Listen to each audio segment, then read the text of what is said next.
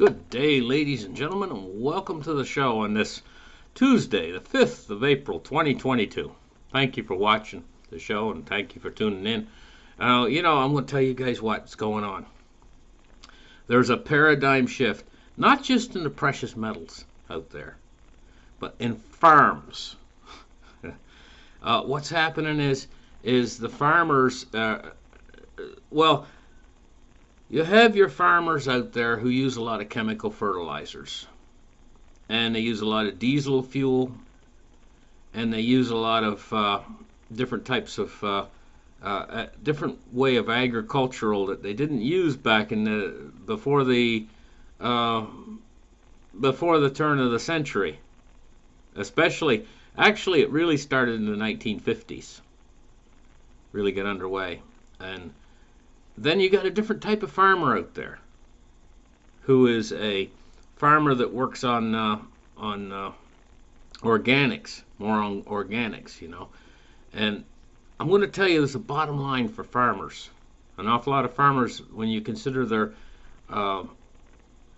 cost for their fertilizer and the cost for the fuel, it makes up more than 50% of their overall general costs on the balance side of their balance sheet. And this means how much they can cost to produce produce and produce goods taken to market. Now, the organic farmers are only a much smaller amount of their money or expenses is spent on fuel and fertilizers. So the bottom line is how much money they're making on the other end, and how much they have to raise the price of goods. Now, we're entering into a period in time right now when there's tremendous food shortages coming. And so what this is going to do is put a tremendous strain on the farmers that work off of big agricultural farms and stuff that work an awful lot of they have to have their fertilizers in short supply, and prices going up. Fuel, diesel fuel, gasoline, their costs are going up. So they have to pass that cost on to the consumer. So we're going under a change right now is happening in the way farming is done on a worldwide basis. And I'm going to tell you guys what, it's getting scary out there. There's not enough food to go around for 8 billion people now at this point. China, not long ago, they took in about half of the world's grain supply. They put it away for themselves just a few months ago. Then we got the weather out there that's impacting farms across the country on a tremendous scale. And so what is going to be good in the past and what's worked in the past isn't so much working now. Now that war is breaking out in the world, war has broken out, and there's also an economic war going on at the same time. So what's going to be profitable in the past is not so much profitable in the future. What's going to be profitable in the very near future, and I'm not talking about long term, I'm talking about short term, what's going to be profitable is organic farming once again, and smaller farms rather than bigger ones. See, we went through this process, back in the 1930s and 1940s, here in America. We went through a process of them shutting down the small farms, shutting down the organic farms, and putting in these great big monstrous things that stretch for thousands of acres. And it's all run off of commercial grade fertilizers, and it's all run off of diesel fuel and gasoline and big combines and everything else. Suddenly we're seeing a shift here to what's profitable and what's not. And organic farming now is becoming extremely, extremely profitable because they don't use all these commercial fertilizers. What they do is they compost.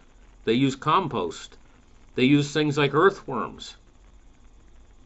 Smaller farms are going to be the big thing now. And because food prices are going so absorbently high, it also makes it so that now suddenly there's a huge profit margin to be made in owning a small farm. Now, what about you on a personal level? Maybe you've never had a garden before. Well, I'm going to tell you, suddenly you're going to have to start thinking about a home garden. If you've got any land at all, if you've got a small plot, and you can even help yourself, even if you don't have any land. Maybe you just got an apartment, but you got a nice big sliding glass door or something, or a window, a nice big window. You could put a little window box inside your house, and instead of growing flowers, you could grow things like onions. They grow good, and other different types of produce. You could grow it in pots, or you could make a little window box, and water it from your kitchen sink, and in a controlled way, and you'd be surprised how much food you can grow inside your own home. It just takes a little bit of time, a little bit of research into the books, learning how to grow things. But this might be really good to provide you with fresh fruit and vegetables, because if you've been in the grocery stores lately, you must notice that something's going on. Okay, guys? But what we're going to do right now is we're going to move into the markets. And so what we're going to do is we're going to open up the charts now and take a look at what's going on in the markets. Today, what we're looking at is, just a second here, the silver price. The silver price today is $24.89, and it's gone up 37 cents. So we're getting back up toward $15 again for silver. Now, what we know what's happening here is there's a big thing going on with Russia. Russia has a $140 billion stockpile of gold. Says nobody wants to buy it. Well, guess what? Russia's not selling. In fact, I think Russia's buying right now to support the ruble. But they've put a hard peg in for between gold and the Russian ruble, 5,000 Russian rubles for 1 gram of gold. So that's what we see going on over there, and that's going to affect the gold and silver price. Let's take a look at gold today and see what the price of gold is. We're going to take a look here, and we're seeing that the price of gold is $1,941. It's up $8.70 on the day so far. This is to be expected. In fact, I think we're very close to being on the verge of a massive gold and silver bull rally. It might not even be termed a bull rally. It might be just something that's absurd, where we see gains in gold and silver that were the equivalent of the gains we saw in cryptocurrency. In other words, make people rich. Might be right on the verge of that right now. Let's take a look at cryptocurrency today and see what it's doing. We're looking at a Bitcoin price of 46,524. So Bitcoin has been holding its own the last few days. It hasn't really been going up or down. We've seen some gains. It went up, but crypto's doing pretty good. Let's take a look at the Dow Jones Industrial Average. It's down 76 points on the day so far at 34,753. And now we're going to take a look at the crude oil. Is at $103. So it's staying for the most part, staying up above $100 a barrel. And this means we're looking at kind of, well, see, we had a price that shot up to like over $110. I think it was 113 or something like that. It went back down to 103. So we're seeing this reflected at the pump. Let's take a look at the MOVE index today at 108.37, and it's actually starting to stabilize a little bit. We had 2 points where the MOVE index went up rather high. One came back, it went up to 140 on April 4th. No, wait, March 7th, I should say. Sorry.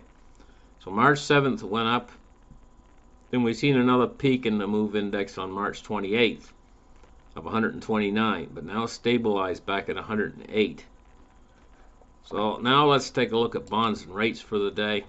And we're seeing bond yields are starting to rise again. They're just starting now. They dropped off some, but we're looking at a U.S. 10-year at 2.46. And we're seeing inversions all over the place here, which is an indicator of a possible recession coming up.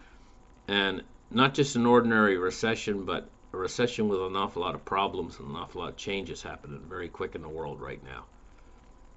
and this is going to yield tremendous amount of stagflation, because the inflation's not going to go away. So we're going to have the worst of both worlds, rapidly moving inflation and at the same time stagnant wages and stagnant growth in the economy. Now let's take a look at the US dollar index to finish the show off for today. And we're looking at 98.86. And it's going along kind of sideways. Okay, that's been your market report for today. Thank you guys for tuning in. And I hope you guys all have a great day. And we'll catch you guys in the very next show. Bye-bye.